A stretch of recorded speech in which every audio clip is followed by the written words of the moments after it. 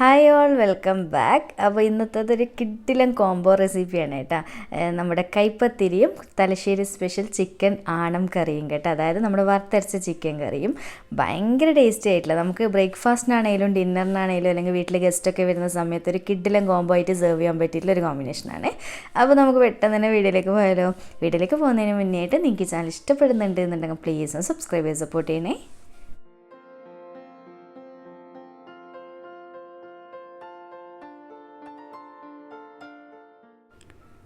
അപ്പോൾ നമ്മുടെ ചിക്കൻ ആണം അല്ലെങ്കിൽ വറുത്തരച്ച് ചിക്കൻ കറി ഉണ്ടാക്കാൻ വേണ്ടിയിട്ട് ഞാനിത് ഏകദേശം ഒരു 300-350 വെയിറ്റ് വരുന്ന ചിക്കനാണ് എടുത്തിട്ടുള്ളത്. ക്ലീൻ ചെയ്തതിന് ശേഷമുള്ള വെയിറ്റാണ് കേട്ടോ പറഞ്ഞിട്ടുള്ളത്. അപ്പോൾ അത് നല്ലപോലെ കഴുകി വൃത്തിയാക്കി നോർമൽ കറി പീസായിട്ട് തന്നെയാണ് കേട്ടോ കട്ട് ചെയ്ത് എടുത്തിട്ടുള്ളത്. അതൊരു സൈഡിലേക്ക് മാറ്റി വെക്കാം. ഇനിയിപ്പോൾ നമുക്കിതിലേക്കുള്ള ചെറിയൊരു അരപ്പ് റെഡിയാക്കാൻ വേണ്ടിയിട്ടുള്ള വറവൊന്നാക്കിയെടുക്കണം കേട്ടോ, തേങ്ങ കാര്യങ്ങളൊക്കെ. അപ്പോൾ ഈ ഒരു പാനിലേക്ക് ഞാനൊരു 2.5 കപ്പ് അളവിൽ തേങ്ങ ഇട്ടിട്ട് നന്നായിട്ട് അങ്ങ് മിക്സാക്കി കൊടുക്കുന്നുണ്ട്. അപ്പോൾ തേങ്ങ നമ്മൾ എണ്ണ കാര്യങ്ങളൊന്നും ഒഴിക്കാതെ ഫസ്റ്റ് വറക്കുന്നത് കൊണ്ട് തന്നെ ആദ്യം തന്നെ ഒരു ഹൈ ഫ്ലെയിമിൽ വെച്ച് കൊടുക്കുക കേട്ടോ. എന്നിട്ട് മൊത്തത്തിലൊന്ന് തേങ്ങ ചൂടായതിന് ശേഷം ഫ്ലെയിം നന്നായിട്ട് കുറച്ച് വെച്ചിട്ട് വറുത്തെടുക്കണേ. അപ്പോൾ ഇതുപോലെ കണ്ടിന്യൂസ് ആയിട്ട് ഇളക്കി കഴിഞ്ഞ് കഴിഞ്ഞാൽ പെട്ടെന്ന് തന്നെ എല്ലാ സൈഡിലും ഒരേ രീതിയിൽ അങ്ങ് കളർ മാറി കിട്ടും കേട്ടോ. അതിന് വേണ്ടിയിട്ട് ഇങ്ങനെ ഇളക്കിയിട്ട് തന്നെ വറുത്തെടുക്കുക. അപ്പോൾ നിങ്ങൾക്കിപ്പോൾ കാണുമ്പോൾ തന്നെ മനസ്സിലാവും ചെറുതായിട്ട് ആ ഒരു വൈറ്റ് ഷെയ്ഡൊന്നും മാറി ചെറിയൊരു ഗോൾഡൻ ടച്ചിലേക്ക് തേങ്ങ വന്നിട്ടില്ലേ. ഇനിയിപ്പോൾ നമുക്ക് ഈ ഒരു ടൈമിൽ കുറച്ച് ഐറ്റംസും കൂടി ഇതിൽ ചേർക്കാനുണ്ട് കേട്ടോ. ഈ ഒരു സ്റ്റേജ് ആയാലും മാത്രമാണ് ചേർക്കാവൂ, അല്ലാതെ മുന്നേ ചേർത്ത് കഴിഞ്ഞാൽ നമ്മുടെ ജീരകം കാര്യങ്ങളൊക്കെ മൊത്തത്തിൽ കരിഞ്ഞു പോവും, കരിവ് ഫ്ലേവർ വരും. അപ്പോൾ ഇതുപോലെ ആയി കഴിഞ്ഞാൽ ഒന്നുകിൽ മിഡിലോ അല്ലെങ്കിൽ സൈഡിലോ തേങ്ങയൊന്ന് മാറ്റി വെച്ചിട്ട് ചെറിയൊരു ഗ്യാപ്പ് പാനിൽ വെച്ച് കൊടുക്കുക. അപ്പോൾ നിങ്ങൾക്ക് വീഡിയോയിലായതുകൊണ്ട് ശരിക്കും ക്ലിയർ ആവുന്നുണ്ടോ എന്നുള്ള അറിയില്ല, തേങ്ങയുടെ ആ ഒരു കളർ മാറിയത്. ഓവറോൾ ഒരു ഗോൾഡൻ ടച്ച് വന്നേരാണ് ബാക്കിയുള്ള ഐറ്റംസ് ഞാൻ ചേർത്ത് കൊടുക്കാൻ പോകുന്നത്. ഇതുപോലെ സ്പേസ് ആക്കിയിട്ട് 1.5 ടീസ്പൂണോളം വെളിച്ചെണ്ണ ഒഴിച്ച് കൊടുത്തിട്ട് അതിൽ ഏകദേശം ഒരു 1/2 ടീസ്പൂൺ കുരുമുളകില്ല മുഴുവനായിട്ടുള്ള അതും കൂടി ചേർത്ത് കൊടുക്കുന്നുണ്ട് കേട്ടോ. ഒരുപാട് കൂടണ്ട അതൊന്നും. പിന്നെ നമുക്ക് 1.5 ടീസ്പൂൺ വലിയ ജീരകയില്ല, നമ്മുടെ ഫെന്നൽ സീഡ്സ്, അതും ചേർത്ത് കൊടുത്തിട്ടുണ്ട്. അതുപോലെ തന്നെ ഒരു 2 കറിവേപ്പിലയും, പിന്നെ ഏകദേശം ഒരു 4-5, എൻ്റെത് ഭയങ്കര ചെറിയ സൈസ് കുഞ്ഞുള്ളി ആയതുകൊണ്ട് 4-5 കൊടുത്തിട്ടുണ്ട്. നല്ല വലുപ്പമുള്ള സൈസ് ചെറിയ ഉള്ളിയില്ലേ, അതാണെങ്കിൽ ഒരു 3 എണ്ണമൊക്കെ മതി കേട്ടോ. ഒരുപാട് കുടിക്കാനും ഭയങ്കരമായിട്ട് കുത്തൽ വരും, അതുകൊണ്ട് പ്രത്യേകം ശ്രദ്ധിക്കണം. എന്നിട്ടെല്ലാം കൂടി സൈഡിൽ നിന്ന് തന്നെ ഒന്നങ്ങ് വഴറ്റിയെടുക്കുക. എന്നിട്ട് പതുക്കെ തേങ്ങയിലും കൂടി ഒന്നങ്ങ് മിക്സാക്കി കൊടുക്കുക. ഇനി നന്നായിട്ട് എല്ലാം കൂടി വറുത്തെടുക്കണം കേട്ടോ. അപ്പോൾ ഈ ഒരു സമയത്ത് നമ്മൾ ഇങ്ങനത്തെ ഐറ്റംസൊക്കെ ചേർത്ത് കഴിഞ്ഞാൽ ഒന്നും തന്നെ നല്ല കരിയാതെ നല്ല പെർഫെക്റ്റ് ആയിട്ട് കിട്ടും കേട്ടോ. ഒരു ഫ്ലേവർ മാറിപ്പോയില്ല നമ്മുടെ കറിയുടെ. അല്ലാതെ മുന്നേ ജീരകം ചേർത്ത് കഴിഞ്ഞാൽ ഒരു കറിക്കൊരു ഫ്ലേവർ മൊത്തത്തിൽ മാറുന്നതായിട്ട് തോന്നിയിട്ടുണ്ട്. അപ്പോൾ ഇതെല്ലാം കൂടി ഇനി നന്നായിട്ട് ഫ്ലെയിം കുറച്ചിട്ട് നല്ലപോലെ കണ്ടിന്യൂസ് ആയിട്ട് മിക്സ് ആക്കിയിട്ട് വറുത്തെടുക്കട്ടെ. തേങ്ങ മൊത്തത്തിൽ നന്നായിട്ട് വറന്ന് വരുന്നവരെ വെയിറ്റ് ചെയ്യാം. അങ്ങനെ ഈ ഒരു സ്റ്റേജ് ആവുന്നവരെ തേങ്ങനെ വറുത്തെടുക്കണം കേട്ടോ. നല്ലപോലെ ക്രിസ്പിയായി എന്താ പറയുക മൊത്തത്തിൽ മൊരിഞ്ഞ് വന്നിട്ടുണ്ട് കേട്ടോ. അതുവരെ വറുത്തെടുക്കാം. ഇനിയിപ്പോൾ ഈ ഒരു ടൈമിൽ ഫ്ലെയിം കുറച്ച് വെച്ചിട്ട് വേണേൽ പൊടികളൊക്കെ ചേർത്ത് കൊടുക്കാൻ വേണ്ടിയിട്ട് ബാക്കിയുള്ള കാര്യങ്ങൾ ചേർത്ത് കൊടുക്കാം. ആദ്യം തന്നെ 4 ടേബിൾ സ്പൂൺ മല്ലിപ്പൊടി ചേർത്ത് കൊടുക്കുന്നുണ്ട് കേട്ടോ. പിന്നെ ഇതിലേക്ക് 2 ടേബിൾ സ്പൂൺ മുളക് പൊടിയും അതുപോലെ തന്നെ 1/2 ടീസ്പൂൺ മഞ്ഞൾപ്പൊടിയും ചേർക്കുന്നുണ്ട്. എന്നിട്ട് നന്നായിട്ട് അങ്ങ് മിക്സാക്കി കൊടുക്കുക. ഇനിയിപ്പോൾ പൊടികൾ ചേർത്ത് കഴിഞ്ഞാൽ ഒരുപാട് ടൈം വറുത്തെടുക്കേണ്ട. ഒന്ന് പൊടികളൊക്കെ ഒന്ന് ചൂടായി നല്ലൊരു മണം വരും കേട്ടോ. ആ ഒരു ടൈമിൽ ഉടനെ തന്നെ ഫ്ലെയിം ഓഫ് ചെയ്ത് കൊടുക്കണേ. കാരണം പൊടികൾ ചേർത്തിട്ട് ഓവർ വറുത്ത് കഴിഞ്ഞാൽ അറിയാമല്ലോ പെട്ടെന്ന് തന്നെ കരിവ് ഫ്ലേവറായി പോവും. അപ്പോൾ ഇത്രയേ ഉള്ളൂ. നന്നായിട്ട് അങ്ങ് പൊടികളൊക്കെ നല്ലൊരു മണമൊക്കെ വന്നിട്ടുണ്ട്. ഇനിയിപ്പോൾ ഫ്ലെയിം ഓഫ് ചെയ്തിട്ട് ഇനി ഈ ഒരു പാനിൽ തന്നെ വെക്കേണ്ട, വേറൊരു പ്ലേറ്റിലേക്ക് മാറ്റി കൊടുക്കണേ. ചൂടാറാൻ വേണ്ടിയിട്ട് നമുക്കിത് അരച്ചെടുക്കണം ചൂടാറിയതിന് ശേഷം. കാരണം ഈ ഒരു പാനിൽ തന്നെ വെച്ച് കഴിഞ്ഞാൽ പാൻ ഓൾറെഡി നല്ല ചൂടായി കിടക്കില്ല, അപ്പോൾ തേങ്ങ വീണ്ടും കരിഞ്ഞു പോകും. അതുകൊണ്ട് അതൊന്ന് പ്രത്യേകം ശ്രദ്ധിക്കുക കേട്ടോ. എന്നിട്ട് നന്നായിട്ട് ചൂടാറിയതിന് ശേഷം ഞാനിതാ ഒരു മിക്സിയുടെ ജാറിലേക്ക് ഇട്ട് കൊടുത്തിട്ടുണ്ട് കേട്ടോ. ഇനിയിപ്പോൾ ഈ ഒരു അരപ്പ് അരക്കാൻ പാകത്തിന് വെള്ളം, അത് എത്രത്തോളം ആയാലും കുഴപ്പമില്ല, കാരണം നമുക്ക് എന്തായാലും കറിക്ക് ഗ്രേവി വേണമല്ലോ. അപ്പോൾ അരയാൻ പാകത്തിന് ഇതുപോലെ വെള്ളം ഒഴിച്ചിട്ട് ഞാൻ ഇത് നന്നായിട്ട് അരച്ചെടുത്ത് കൊണ്ടുവന്നിട്ടുണ്ട്. കണ്ടില്ലേ, ഈ ഒരു രീതിയിൽ ഒട്ടും തരികൾ പാടില്ല കേട്ടോ. നല്ല ഫൈനായിട്ട് തന്നെ അരച്ചെടുക്കാൻ നോക്കുക. ഇനിയിപ്പോൾ ഇതൊരു സൈഡിലേക്ക് മാറ്റി വെക്കാം. പെട്ടെന്ന് തന്നെ നമുക്ക് കറിയുടെ പരിപാടി ഇനി സിമ്പിളാണ് കേട്ടോ. ഈ ഒരു അരപ്പ് റെഡിയാക്കിയാൽ പിന്നെ ബാക്കിയൊക്കെ സിമ്പിളാണ്. ഇനിയിപ്പോൾ നമുക്ക് പെട്ടെന്ന് തന്നെ കറി റെഡിയാക്കാം. അപ്പോൾ ഇതുപോലൊരു പാൻ വെച്ചിട്ട് ചൂടായ സമയത്ത് ഇതിലേക്ക് വെളിച്ചെണ്ണ ഓയിലോ എന്താണോ ഇഷ്ടമുള്ളത് ഒഴിച്ചു കൊടുക്കുക കേട്ടോ. ഏകദേശം ഒരു 3 ടേബിൾ സ്പൂണോളം ഒഴിച്ചു കൊടുക്കുക. പിന്നെ കുറച്ച് നെയ്യും കൂടി ചേർക്കുന്നുണ്ട് കേട്ടോ. 1 kg ആണ് എടുത്തിട്ടുള്ളത്. ഏകദേശം 1 ടീസ്പൂൺ അങ്ങനെ മാത്രം മതി. ഇത് ഓപ്ഷണലാണ്, നിങ്ങൾക്ക് ഇഷ്ടമില്ലെങ്കിൽ വേണ്ട, നല്ലൊരു ഫ്ലേവർ ഉണ്ടാവും. പിന്നെ ഇതിലേക്ക് ഒരു 3 സവാള ഇതുപോലെ നേരിയതായിട്ട് നീളത്തിൽ കട്ടാക്കിയിട്ട് ചേർത്ത് കൊടുക്കുന്നുണ്ട്. ഈ ഒരു ടൈമിൽ ഒരു അല്പം ഉപ്പും കൂടി ഇട്ട് കൊടുക്കുക കേട്ടോ. എന്നിട്ട് നന്നായിട്ട് അങ്ങ് മിക്സ് ആക്കി കൊടുക്കുന്നുണ്ട്. ഇനി സവാള നല്ലപോലെ ഒന്ന് വഴറ്റിയെടുക്കണേ. അപ്പോൾ ഞാൻ ഇത് അടച്ച് വെച്ചിട്ടൊന്ന് വഴറ്റിയെടുക്കട്ടെ. അങ്ങനെ ഇത് കുറച്ച് ടൈം കഴിയുമ്പോൾ തന്നെ നമ്മുടെ സവാള അത്യാവശ്യം നന്നായിട്ട് വഴന്ന് വന്നിട്ടുണ്ട്. ഇത്രയും മതി. ഇനിയിപ്പോൾ ഇതിലേക്ക് നമുക്ക് പച്ചമുളക്, ഇഞ്ചി, വെളുത്തുള്ളി മൂന്നും കൂടി ചതച്ചിട്ടാണ് ചേർത്ത് കൊടുക്കുന്നത്. ഏകദേശം ഒരു 6 പച്ചമുളക് എടുത്തിട്ടുണ്ട്. അത് എരിവ് നിങ്ങൾ നോക്കിയിട്ട് എടുക്കുക കേട്ടോ. പിന്നെ ഒരു വലിയ ഉണ്ട വെളുത്തുള്ളി, അതായത് ഒരു കുടം വെളുത്തുള്ളി എന്ന് പറയുമല്ലോ, അത് വലിയ സൈസ് എടുത്തിട്ടുണ്ട്. പിന്നെ അതിൻ്റെ നേരെ പകുതിയായിട്ട് ഇഞ്ചി എടുത്തിട്ടുണ്ട് കേട്ടോ. അപ്പോൾ എല്ലാം കൂടി ഇതുപോലെ ചതച്ചിട്ട് ചേർത്തിട്ട് നന്നായിട്ട് അങ്ങ് മിക്സാക്കി കൊടുക്കുക.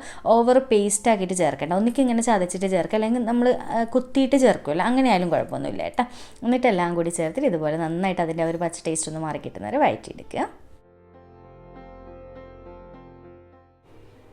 അതിനുശേഷം ഇതിലേക്ക് ഒരു 2 തക്കാളിയും കൂടി, നല്ല പഴുത്ത തക്കാളിയും കൂടി ഇട്ടിട്ട് അതും കൂടി ഒന്ന് മിക്സ് ആക്കിയിട്ട് അങ്ങ് വഴറ്റി കൊടുക്കുന്നുണ്ട്. അപ്പോൾ തക്കാളി ചേർത്ത് കഴിഞ്ഞാൽ അടച്ച് വെച്ച് കൊടുക്കുക കേട്ടോ, കാരണം തക്കാളി നല്ലപോലെ സോഫ്റ്റായി വെന്തുടഞ്ഞോട്ടെ. അങ്ങനെ ഇത് കുറച്ച് ടൈം കഴിയുമ്പോൾ നമ്മുടെ തക്കാളി അത്യാവശ്യം നല്ലപോലെ സോഫ്റ്റായി ഇതുപോലെ ആവണം കേട്ടോ. തക്കാളി എല്ലാം കൂടി നന്നായിട്ട് വഴന്ന് വന്നിട്ടുണ്ട്. ഇത്രയും മതി. ഇനിയിപ്പോൾ നമുക്ക് പെട്ടെന്ന് തന്നെ നമ്മൾ നേരത്തെ അരച്ച് വെച്ചിട്ടുള്ള അരപ്പില്ലേ, അത് മൊത്തത്തിലായിട്ട് ഒഴിച്ചു കൊടുക്കുന്നുണ്ട്. അതിൻ്റെ മിക്സിയുടെ ജാറിൽ തന്നെ മാക്സിമം എത്രത്തോളം വെള്ളം വേണോ അതും കൂടി ഒന്ന് കലക്കിയിട്ട് ഒഴിച്ചു കൊടുക്കുക കേട്ടോ. അത് നിങ്ങൾ ചിക്കൻ്റെ ഗ്രേവിക്ക് അനുസരിച്ചിട്ട്. ഇനി ഇതിലേക്ക് നമ്മൾ നേരത്തെ എടുത്ത് വെച്ചിട്ട് ചിക്കനില്ല, അത് മൊത്തത്തിലായിട്ട് ഇട്ട് കൊടുക്കുന്നുണ്ട്. ഇനിയിപ്പോൾ അരവ് സെപ്പറേറ്റ് പതപ്പിച്ച് ചിക്കൻ സെപ്പറേറ്റ് പതപ്പിക്കാൻ അതിൻ്റെ ആവശ്യമൊന്നുമില്ല കേട്ടോ. എല്ലാം കൂടി ഒന്നിച്ചങ്ങ് പതപ്പിച്ചെടുത്താൽ മതി, അത്രേ പരിപാടിയുള്ളൂ. അപ്പോൾ ഇതാ ചിക്കനും കൂടി ചേർത്തിട്ട് നമ്മൾ ഇത്രയും ടൈമായിട്ട് ഉപ്പ് കുറച്ചല്ലേ ആദ്യം ഇട്ടുള്ളൂ. അപ്പോൾ എത്രത്തോളം ഉപ്പ് വേണം ചെക്ക് ചെയ്തിട്ട് അതും കൂടി ഒരു ടൈമിൽ ഇട്ട് കൊടുത്തിട്ടുണ്ട് കേട്ടോ. എന്നിട്ടൊന്ന് നന്നായിട്ട് മിക്സ് ചെയ്യുക. മിക്സ് ചെയ്യുമ്പോൾ നിങ്ങൾക്ക് മനസ്സിലാവും എത്രത്തോളം ഗ്രേവിക്ക് വെള്ളം വേണമെന്നുള്ളത്. പിന്നെ ബീഫല്ല ചിക്കനാണെന്നുള്ളതും കൂടി ഓർക്കുക കേട്ടോ മൈൻഡിൽ, കാരണം അത്യാവശ്യം ചിക്കനും കൂടി വെള്ളം വരുമല്ലോ. അപ്പോൾ അതൊക്കെ ഒന്ന് ചെക്ക് ചെയ്തിട്ട് മാത്രം ഒഴിച്ച് കൊടുക്കുക. വേണമെന്നുണ്ടെങ്കിൽ നമുക്ക് തിളച്ച് കഴിഞ്ഞാൽ മനസ്സിലാവും. ആ ഒരു ടൈമിൽ ചൂടുവെള്ളം ഒഴിച്ചാലും മതി കേട്ടോ. അപ്പോൾ ഇതാ ഞാൻ എല്ലാം കൂടി ഗ്രേവിയൊക്കെ ഒന്ന് സെറ്റാക്കി മിക്സാക്കി വെച്ചിട്ടുണ്ട്. ഇത്രയേ ഉള്ളൂ പരിപാടി. ഇനിയിപ്പം ഒന്ന് നന്നായിട്ട് ഈ ഒരു സ്റ്റേജാണ് കേട്ടോ. ഇപ്പം കണ്ടില്ല നന്നായിട്ട് തിളച്ച് വന്നത്. ഈ ഒരു ടൈമിൽ നന്നായിട്ടൊന്ന് മിക്സാക്കി കൊടുത്തിട്ട് അടച്ച് വെച്ച് കൊടുക്കുക കേട്ടോ. ഇനി നമ്മുടെ ചിക്കനൊക്കെ നല്ലപോലെ ചിക്കനും ആ ഒരു അരപ്പും ഒന്ന് നന്നായിട്ട് തിളച്ചിട്ട് ആ ഒരു പച്ച ടേസ്റ്റൊക്കെ ഒന്ന് മാറി ചിക്കനൊക്കെ നന്നായിട്ട് വെന്ത് വരട്ടെ കേട്ടോ. അതുവരെ നമുക്ക് വെയിറ്റ് ചെയ്യാം. അങ്ങനെ ഇത് കുറച്ച് ടൈം കഴിയുമ്പോൾ തന്നെ നമ്മുടെ ചിക്കൻ ആണം റെഡിയായി കേട്ടോ. ചിക്കൻ വറുത്തരച്ച ചിക്കൻ കറി റെഡി ആയിട്ടുണ്ട്. കണ്ടില്ല നന്നായിട്ട് തിളച്ച് വന്നിട്ടുണ്ട്. ഇങ്ങനെ ഒന്ന് ഇളക്കുമ്പോൾ നിങ്ങൾക്ക് മനസ്സിലാവും ആ ഒരു ഗ്രേവി കാര്യങ്ങൾ തിക്നെസ്സൊക്കെ കറക്റ്റാണ് കേട്ടോ. ഈ ഒരു രീതിയിലാവുമ്പോൾ നമുക്ക് ലാസ്റ്റ് ഇതിലേക്ക് ഒരു 2 കറിവേപ്പിലയും അതുപോലെ തന്നെ 1/2 ടീസ്പൂൺ ഗരം മസാല പൊടിയും കൂടി ചേർക്കുന്നുണ്ട് കേട്ടോ. കുറേ ഗരം മസാല ഇടരുത്, പ്രത്യേക ശ്രദ്ധിക്കണം, കൂടിക്കഴിഞ്ഞാൽ അത്രയ്ക്ക് ടേസ്റ്റ് ഉണ്ടാവില്ല. എന്നിട്ടെല്ലാം കൂടി നന്നായിട്ട് അങ്ങ് മിക്സാക്കി കൊടുക്കുക. ഉടനെ തന്നെ ഫ്ലെയിം ഓഫ് ചെയ്ത് കൊടുക്കുക. അപ്പോൾ ഈ ഒരു ലൂസിൽ തന്നെ കറി ഫ്ലെയിം ഓഫ് ചെയ്ത് വെക്കണേ, കാരണം എങ്കിലേ നമ്മൾ സെർവ് ചെയ്യുന്ന സമയമാകുമ്പോഴത്തേക്ക് ഒന്നുകൂടി ഒന്ന് തിക്കായിട്ട് സെറ്റായിട്ട് കിട്ടുള്ളൂ. അപ്പോൾ ഇത്രയിൽ ഇനി ഇതൊരു സൈഡിലേക്ക് ഇത് അടച്ച് വെച്ചിട്ട് ഇങ്ങനെ തന്നെ വെക്കുക കേട്ടോ. ഇനി സെർവ് ചെയ്യുന്ന സമയത്ത് നമുക്ക് നോക്കാം. ആ ഒരു ടൈമിൽ നമുക്ക് പെട്ടെന്ന് ഇൻസ്റ്റൻ്റ് ആയിട്ടുള്ള കൈപ്പത്തിരി എങ്ങനെ റെഡിയാക്കുന്നതെന്ന് നോക്കാം. അപ്പോൾ നമ്മുടെ കൈപ്പത്തിരി ഉണ്ടാക്കാൻ വേണ്ടിയിട്ട് ഞാൻ ഈ ഒരു ബൗളിലേക്ക് 2 കപ്പ് അളവിൽ അരിപ്പൊടി എടുത്ത് കൊടുക്കുന്നുണ്ട്. അരിപ്പൊടി ഏതാണേലും കുഴപ്പമില്ല കേട്ടോ. ഒറോട്ടിയുടേതാണേലും പത്തിരിയുടെ ഇടിയപ്പം അങ്ങനെ ഏത് ടൈപ്പ് അരിപ്പൊടി ആയാലും കുഴപ്പമില്ല. പുട്ടുപൊടി മാത്രം എടുക്കണ്ട കേട്ടോ. എന്നിട്ട് ഇതിലേക്ക് 1 കപ്പ് അളവിൽ തേങ്ങ ചിരകിയിട്ട് നമ്മൾ എത്രയാണോ അരിപ്പൊടി എടുക്കുന്നത് അതിന് നേരെ പകുതി തേങ്ങ ചിരകിയതും 1 ടീസ്പൂൺ ചെറിയ ജീരകമാണ്, ക്യുമിൻ സീഡില്ലേ, അത് 1 ടീസ്പൂൺ ചേർത്ത് കൊടുക്കുന്നുണ്ട്. അതുപോലെ തന്നെ പാകത്തിനുള്ള ഉപ്പ് ചേർത്ത് കൊടുക്കുന്നുണ്ട്. പിന്നെ നമുക്ക് ചെറിയ ഉള്ളി വേണം, ഒരു 6 ചെറിയ ഉള്ളി നല്ല പൊടിയായിട്ട് കട്ട് ചെയ്തിട്ടാണ് കേട്ടോ. എന്താ പറയുക, ഇതിൽ നിന്ന് കൂടുതലായിട്ട് കടിക്കാൻ കിട്ടാത്ത രീതിയിലുണ്ടാവുമല്ലോ, അങ്ങനെ കട്ട് ചെയ്തിട്ടാണ് ഇട്ട് കൊടുത്തിട്ടുള്ളത്. പിന്നെ ഏകദേശം ഒരു 1.5 ടീസ്പൂണോളം വെളിച്ചെണ്ണ ഒഴിച്ച് കൊടുക്കുന്നുണ്ട് കേട്ടോ. ഇത്രയും ചേർത്തിട്ട് നന്നായിട്ടൊന്ന് മിക്സാക്കി കൊടുക്കുന്നുണ്ട്.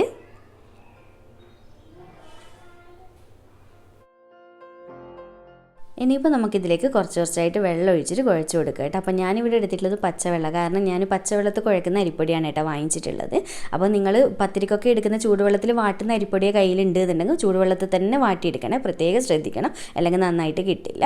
അപ്പോൾ ഞാൻ ഇത് കുറച്ച് വെള്ളം ഒഴിച്ചിട്ട് സ്പൂൺ കൊണ്ട് ആദ്യം തന്നെ ഒന്ന് മിക്സ് ആക്കിയിട്ട് പൊടിയുടെ എല്ലാ സൈഡിലും നനവ് എത്തിയെന്ന് കണ്ടു കഴിഞ്ഞാൽ പിന്നെ കൈ കൊണ്ടൊന്ന് കുഴച്ച് കൊടുക്കുക കേട്ടോ. അപ്പോൾ എനിക്ക് ഈ ഒരു പൊടിക്ക് 2 കപ്പ് പൊടിക്ക് 2 കപ്പ് വെള്ളമാണ് എനിക്ക് അളവ് വന്നിട്ടുള്ളത്, കാരണം നമ്മളിതിൽ തേങ്ങയും കൂടി ചേർക്കുന്നുണ്ടല്ലോ. അപ്പോൾ വെള്ളത്തിൻ്റെ അളവ് കുറച്ചൊന്ന് കുറയും കേട്ടോ. അങ്ങനെ ഇത് വെള്ളം ഒന്ന് നനച്ച് കൊടുത്തതിന് ശേഷം മൊത്തത്തിൽ ഞാൻ കൈ കൊണ്ട് തന്നെ കുഴച്ചെടുക്കുന്നുണ്ട്. കൈ കൊണ്ട് മാക്സിമം നന്നാക്കിയിട്ട് കുഴച്ചെടുക്കുക കേട്ടോ. അപ്പോൾ അതിനനുസരിച്ച് നമ്മുടെ കൈപ്പത്തിരി അടിപൊളിയായിട്ട് കിട്ടും. അപ്പോൾ ഇത്രയേ ഉള്ളൂ. ഈ ഒരു രീതിയിൽ നല്ല സോഫ്റ്റാക്കിയിട്ട് ഞാൻ കുഴച്ചെടുത്തിട്ടുണ്ട്. ഓവർ വെള്ളം കൂടാതിരിക്കാൻ പ്രത്യേകം ശ്രദ്ധിക്കണേ. ഇനിയിപ്പോൾ നമുക്ക് പെട്ടെന്ന് തന്നെ കൈപ്പത്തിരി റെഡിയാക്കി തുടങ്ങാം. പ്രസ് ചെയ്യാൻ വെക്കേണ്ട ആവശ്യം അങ്ങനെയൊന്നും ഇല്ല കേട്ടോ. കയ്യിൽ നന്നായിട്ട് ഓയിൽ അങ്ങ് തടവിയതിന് ശേഷം കുറച്ചൊരു വലിയ ബോളാക്കിയിട്ട് നമുക്കിതുപോലെ മാവ് എടുക്കുക കേട്ടോ. എന്നിട്ട് നന്നായിട്ടൊന്ന് റൗണ്ടിലൊന്ന് ഷേപ്പ് ചെയ്തെടുക്കാം. അപ്പോൾ ഇതിൻ്റെ വലുപ്പം, അതായത് കട്ടി, തിക്നെസ് എത്രത്തോളം വേണമെന്നുള്ളത് നിങ്ങൾ തീരുമാനിക്കുക കേട്ടോ. ചിലവർക്ക് നേരിയതായിട്ടായിരിക്കും ഇഷ്ടം, ചിലവർക്ക് ട്രഡീഷണലായിട്ട് രീതിയിൽ ചെയ്യുന്ന പോലെ ഭയങ്കര കട്ടിക്കായിരിക്കും ഇഷ്ടം. അത് ഓരോരുത്തരുടെ ഇഷ്ടത്തിനനുസരിച്ച് ചെയ്യാം. ഞാൻ എന്തായാലും അത്യാവശ്യം ഈ ഒരു വലുപ്പത്തിലാണ് കേട്ടോ ബോൾ എടുത്തിട്ടുള്ളത്. എന്നിട്ട് കൈപ്പത്തിരി എന്ന് പേര് വന്നിട്ടുള്ളത് തന്നെ ഇത് നമ്മൾ കയ്യിലാണ് ശരിക്കും പരത്തിയെടുക്കുന്നത്. അപ്പം ഞാൻ ചെയ്ത് കൊടുക്കുന്ന പോലെ ചെയ്ത് കൊടുക്കട്ടെ. ഇതാണ് ട്രഡീഷണലായിട്ട് രീതിയിൽ കൂടുതൽ പേര് ചെയ്യുന്നൊരു മെത്തേഡ് എന്ന് പറയുന്നത് കേട്ടോ. അപ്പോൾ ഇതാ കൈ കൊണ്ട് ജസ്റ്റ് അപ്പുറം ഇപ്പുറം തിരിച്ചിട്ട് അടിച്ചു കൊടുക്കട്ടെ. അപ്പം തന്നെ ഒന്ന് പരന്ന് വരുമല്ലോ, നല്ല ഷേപ്പിൽ തന്നെ കിട്ടും. ഫസ്റ്റ് ചെയ്യുമ്പോൾ ചിലപ്പോൾ ഒരു ബുദ്ധിമുട്ട് പോലെ തോന്നും, എന്നാലും ഭയങ്കര സിമ്പിളാണ് കേട്ടോ. അപ്പോൾ ഇതാ ഇത്രയേ ഉള്ളൂ. എൻ്റെ ഒരു കൈപ്പത്തിരി റെഡി ആയിട്ടുണ്ട്. അപ്പോൾ വലുപ്പമൊക്കെ നിങ്ങൾ തീരുമാനിക്കുക കേട്ടോ. ഞാൻ ഈ ഒരു വലുപ്പത്തിലാണ് ചെയ്തെടുത്തിട്ടുള്ളത്. കണ്ടില്ല, അത്യാവശ്യം കട്ടിയോട് കൂടി, ഓവർ അങ്ങനെ നേരിയതാക്കിയിട്ടല്ലേ ചെയ്തെടുത്തിട്ടുള്ളത്. എന്നാലും നിങ്ങളുടെ തിക്നെസ് നോക്കിയിട്ട് തീരുമാനിക്കുക കേട്ടോ. ഇത്രയേ ഉള്ളൂ. അപ്പോൾ കൈകൊണ്ട് അങ്ങനെ പരത്തിയെടുക്കാൻ പറ്റുന്നില്ല എന്നുണ്ടെങ്കിൽ നോർമൽ ഇപ്പോഴെല്ലാവരും ചെയ്യുന്ന അതേ രീതിയിൽ ചെയ്തെടുക്കുക കേട്ടോ. ഞാനൊരു വാഴയില എടുത്തിട്ടുണ്ട്. അതിൽ നന്നായിട്ട് ഓയിൽ തടവിന് ശേഷം നോർമൽ നമ്മൾ റൊട്ടി നെയ്പത്തിരിയൊക്കെ ചെയ്യുന്നില്ലേ, അതേപോലെ പരത്തിയെടുത്താലും മതി കേട്ടോ. എങ്ങനെയാലും സിമ്പിൾ തന്നെയാണ് ചെയ്യാൻ വേണ്ടിയിട്ട്. നല്ല ഷേപ്പിൽ തന്നെ, റൗണ്ട് ഷേപ്പിൽ തന്നെ കിട്ടും. അപ്പോൾ ഇതാ ഇതുപോലെ പരത്തിയിട്ടിട്ടുണ്ട്. അപ്പോൾ രണ്ടും കണ്ടില്ലേ, ഞാൻ ഇലയിൽ പരത്തിയതാണെങ്കിലും ഇതിൽ കയ്യിൽ കൊണ്ട് പരത്തിയതാണെങ്കിൽ ഷേപ്പൊക്കെ ഒന്നും വ്യത്യാസവും പ്രശ്നവും ഒന്നുമില്ലല്ലോ. രണ്ടും സിമ്പിളാണ് കേട്ടോ. അപ്പോൾ നിങ്ങളുടെ ഏലിന് നോക്കിയിട്ട് ചെയ്താൽ മതി. ഇനിയിപ്പോൾ നമുക്ക് പെട്ടെന്ന് തന്നെ ചുട്ടെടുക്കാം. കൈപ്പത്തിരി ചുട്ടെടുക്കാം. അപ്പോൾ ഞാനിതുപോലെ ഒരു നോൺ സ്റ്റിക്ക് പാനിലാണ് ചുട്ടെടുക്കുന്നത്. ഇതാകുമ്പോൾ എല്ലാവരുടെയും കയ്യിലുണ്ടാവുമല്ലോ പാന്, പെട്ടെന്ന് രാവിലെയൊക്കെ ഇൻസ്റ്റൻ്റായിട്ട് ചെയ്തെടുക്കാനും പറ്റും. അപ്പോൾ മൺപാത്രമൊക്കെ എന്ന് വെച്ചാൽ എല്ലാവരുടെ കയ്യിലുണ്ടാവില്ല. പഴയ രീതിയിൽ മൺചട്ടിയിൽ ചെയ്യുന്നുണ്ട് എന്നുണ്ടെങ്കിൽ അങ്ങനെ ചെയ്താലും മതി കേട്ടോ. നല്ലൊരു ഫ്ലേവർ ഉണ്ടാവും അങ്ങനെ ചെയ്യുന്ന സമയത്ത്. അപ്പോൾ ഇതുപോലെ ഒരു സൈഡ് ഒന്ന് റെഡി ആകുമ്പോൾ തിരിച്ചിട്ട് കൊടുക്കുക. പ്രത്യേകം കൈപ്പത്തിരി ചുടുമ്പോൾ ശ്രദ്ധിക്കുക, ഫ്ലെയിം എപ്പോഴും ഒരു കൺട്രോൾ വേണം കേട്ടോ. ലോ ഫ്ലെയിം ആക്കിയാലും റെഡി ആവില്ല, ഹൈ ഫ്ലെയിം ആക്കിയാലും റെഡി ആവില്ല. ഒരു മീഡിയത്തിൽ തന്നെ വെച്ചിട്ട് ചുട്ടെടുക്കുക കേട്ടോ. ലോ ടു മീഡിയത്തിൽ വെച്ചിട്ട് തന്നെ. അപ്പോൾ ഇടയ്ക്ക് ഇതുപോലെ കൈ കൊണ്ടൊന്ന് പ്രസ് ചെയ്തിട്ട് തിരിച്ചിട്ട് കൊടുക്കുക കേട്ടോ. അപ്പോൾ നന്നായിട്ട് സൈഡൊക്കെ ഒന്ന് ചെറുതായിട്ട് പൊങ്ങി വരും കേട്ടോ. അതിപ്പം വീഡിയോയിൽ ക്ലിയർ ആവുന്നുണ്ടോ എന്നറിയില്ല, പെട്ടെന്ന് തന്നെ നന്നായിട്ട് പൊങ്ങി വരും. അപ്പോൾ ഇതുപോലെ തിരിച്ചും മറിച്ചും ഇട്ടിട്ട് നല്ലപോലെ നമ്മൾ ഒറോട്ടിയൊക്കെ ചുട്ടെടുക്കുന്നില്ലേ, അതേപോലെ അങ്ങ് ചുട്ടെടുത്താൽ മതി, പെട്ടെന്ന് റെഡിയാവും. അപ്പോൾ കൈ യൂസ് ചെയ്തിട്ട് ഇങ്ങനെ പ്രസ് ചെയ്യാൻ പറ്റാത്തവരെ കൈ യൂസ് ചെയ്യേണ്ട കേട്ടോ, കാരണം നന്നായിട്ട് പൊള്ളും, ചൂട് തട്ടുമല്ലോ. സ്പാച്ചിലോടെ തന്നെ ജസ്റ്റ് ഒന്ന് പ്രസ് ചെയ്തിട്ട് തിരിച്ചിട്ട് കൊടുത്താൽ മതി. എനിക്കൊന്നുകൂടി ഇങ്ങനെ ആയതുകൊണ്ട് ഞാനിങ്ങനെ ചെയ്യുന്നില്ല കേട്ടോ. അപ്പോൾ കൈപ്പത്തിരി റെഡിയായൊന്നും പെട്ടെന്ന് മനസ്സിലാവും, ചെറുതായിട്ട് പൊങ്ങുകയും ചെയ്യും.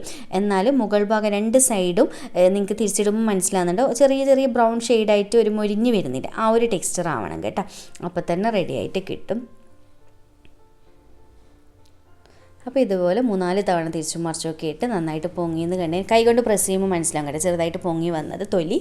അപ്പോൾ ഇത്രയേ ഉള്ളൂ, നമ്മുടെ ഒരു കൈപ്പത്തിരി റെഡി ആയിട്ടുണ്ട്. അപ്പോൾ ഞാൻ ബാക്കിയുള്ളത് മൊത്തത്തിൽ ഇതുപോലെ ചെയ്തെടുക്കട്ടെ.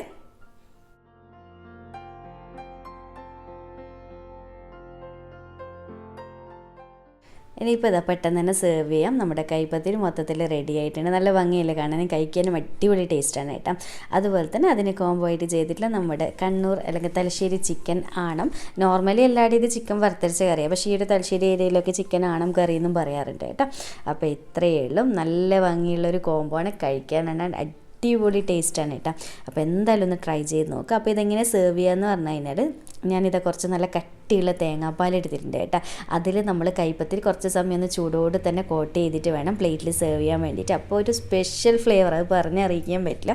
എന്തായാലും ഈ ഒരു കോംബോ ഇതുവരെ ട്രൈ ആക്കി നോക്കിയിട്ടില്ല എന്നുണ്ടെങ്കിൽ ഒന്നിങ്ങനെ ട്രൈ ചെയ്ത് നോക്കുക കേട്ടോ. ഭയങ്കര ടേസ്റ്റി ആയിട്ടുള്ള ഐറ്റമാണ്. അപ്പോൾ വീഡിയോ ഇഷ്ടമായിട്ടുണ്ട് എന്നുണ്ടെങ്കിൽ ലൈക്ക് ചെയ്യാനും ചാനൽ സബ്സ്ക്രൈബ് ചെയ്യാനും മാക്സിമം ഷെയർ ചെയ്ത് കൊടുക്കാനും മറക്കല്ലേ. അപ്പോൾ വീണ്ടും ഒരു അടിപൊളി വീഡിയോ ആയിട്ട് കാണാം. താങ്ക്